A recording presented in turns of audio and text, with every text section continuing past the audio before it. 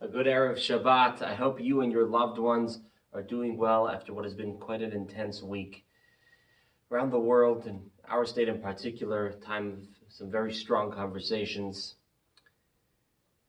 When you go to the store, perhaps when you're in an office, waiting on the line for a representative, you'll often have background music. The background music creates an atmosphere, it gives a mood. If you've ever waited online for a representative and you've had no music, you can feel your blood pressure rising. In Judaism, this is highlighted in something unique we learn about in this week's Torah portion. The chatzotzrot, the trumpets. These were musical instruments that were used in the Beit HaMikdash. Beyond the sacrifices and rituals that took place on a regular basis, there was a group of people, the Levites, who their role was to create the atmosphere in the Beit HaMikdash, in the Holy Temple. While people came to worship, to serve God, they would play melodies, they would play music, and they would choose tunes that would fit whatever was going on that day. If it was a day of celebration, somebody was coming to give an offering because of Thanksgiving, they would play something in that mood. If it was time of the holidays, they would play something that fit that ambiance. And if it was a somber day where somebody was dealing with troubling times in life, they would play music that fit the occasion. When we daven, when we pray, it's accepted in almost every synagogue around the world today, but it really started in Hasidic thought, that when we pray, we use melodies, we use tunes to bring our entire being into the frame of the davening, to get ourselves in the mood, to get ourselves involved and excited about connecting to Hashem. Lord Jonathan Sacks tells a great story, which I think brings out this idea and the message we can perhaps take from it.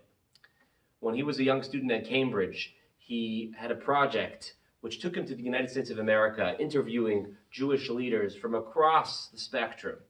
He came to meet with the Lubavitcher Rebbe. This is in the late 60s. And he begins to ask questions, to interview the Rebbe. But soon, during their conversation, the table turned, and the Rebbe started asking him questions. How is Jewish life at Cambridge University? What's going on? What activities are going on for Jewish students and Jewish life at Cambridge? And young Jonathan Sacks wasn't really prepared for these questions, and honestly wasn't where his headspace was at this time. And he started to stammer and to respond, Rebbe, in the situation I find myself. And the Rebbe cut him off right there and said, human beings, we don't find ourselves in situations. We create the situation. And just like we can put ourselves in one situation, we can put ourselves in another situation.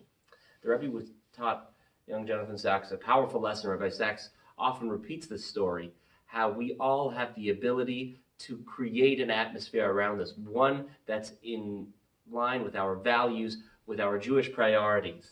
And that's something that's so important for us to do, especially in our times, to create a positive atmosphere, an atmosphere of cheerfulness, an atmosphere that will keep us motivated in spite of all the restrictions and things that are going on that are changing our life from its normal path, to keep ourselves motivated, upbeat, progressing, adding in all matters of goodness and kindness, adding in matters of growth of Yiddishkeit.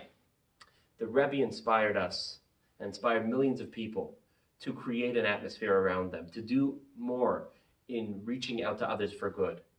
The Rebbe of blessed memory, whose picture is right here, his yortzeit is coming up. The Rebbe passed away in 1994. And today, in 2020, the Rebbe's legacy lives on stronger than ever. In Washington State, we are gathering together with Jewish communities around the state, and because of the unique circumstances, we're actually gathering together with community Oregon, British Columbia, and surrounding communities for the third annual One People, One Heart event. This year it's going to be held virtually, but if you'll recall, the last 2 years we took a bus up from Olympia to Seattle to this grand ballroom with 700-800 people where we heard inspirational speakers, Rabbi Lau, Dr. Joseph Telushkin. And this year we're going to gather together on Zoom, virtually, but no less united. United to inspire ourselves from the Rebbe's unconditional love for every human being, and the Rebbe's never-ending message, encouraging others to create an atmosphere around them, to spread the light of Jewish pride, Jewish identity, Jewish practice, universal values and morals, more love and more kindness in a world that sometimes seems quite dark.